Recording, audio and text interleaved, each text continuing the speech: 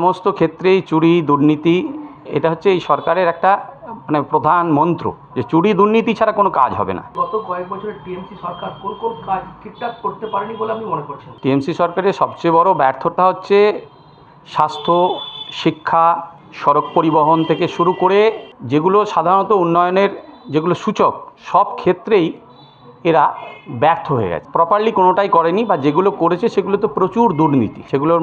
সেগুলো থেকে প্রচুর দুর্নীতি করার ফলে যেটুকু কাজ হয়েছে সেগুলো আবার কিছুদিন পরেই সেগুলো আবার নষ্ট হয়ে গেছে। যেসব রাস্তাঘাট হয়েছে যেগুলো কাটমানি খাওয়ার ফলে যা হয়, যে কিছুদিন পরেই সেগুলো আবার নষ্ট হয়ে গেছে। শিক্ষাক্ষেত্রে তো আমরা সবাই জানি যে কীভাবে শিক্ষিত বেকার যুবকদেরকে বঞ্চনা করে টাকা পয়সার মাধ্যমে যারা অযোগ্য মানুষ, যারা অযোগ্য ক্যান্ডিডেট তাদেরকে চাকরি দিয়েছে। আর তৃতীয় নম্বর হচ্ছে স্বাস্থ্যর ক্ষেত্রে হসপিটাল বা মেডিকেল কলেজ প্রচুর হয়েছে, কিন্তু সেগুলোর ইনফ্রাস্ট্রাকচারাল ডেভেলপমেন্ট একদম নেই। সেগুলোতে মানুষ এখনও মেডিকেল কলেজে গেলে মানুষকে প্রতি মুহূর্তে রেফার করে বাইরে পাঠিয়ে দেওয়া হচ্ছে। তাহলে মেডিকেল কলেজ করার যে উদ্দেশ্য সেটাই একদম নষ্ট হয়ে গেছে। কারণটা হচ্ছে সেখানে হচ্ছে ভিতরে চুরি। সমস্ত ক্ষেত্রেই চুরি দুর্নীতি এটা হচ্ছে এই সরকারের একটা প্রধান মন্ত্র যে চুরি দুর্নীতি ছাড়া কোনো কাজ হবে না।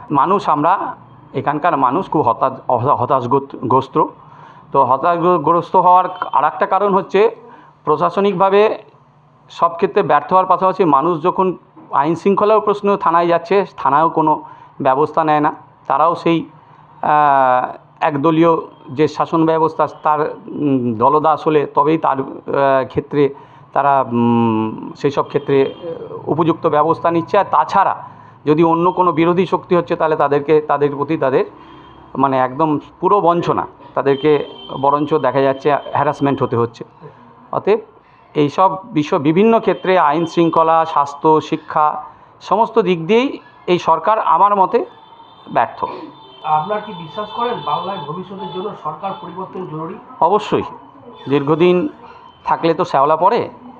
আর এই ক্ষেত্রেও তাই দেখা যাচ্ছে যে 15 বছর সরকার চলার ফলে বিভিন্ন ক্ষেত্রে যে দুর্নীতি বাসা বেঁধেছে সেই দুর্নীতিকে সরাতে গেলে অবশ্যই সরকারকে পরিবর্তন করা দরকার।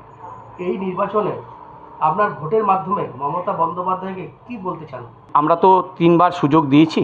আমরা তো পশ্চিমবঙ্গের জনগণ 3 বার তৃণমূলকে এনেছি, কিন্তু 3 বারের পরেও আমরা এবার চাইছি একটা নতুন কাউকে মুখ দেখতে। তৃণমূল সরকারের থেকে আমরা এবার জনগণ খুব হতাশ। এই সরকারকে আমরা পরিবর্তন করতে চাই।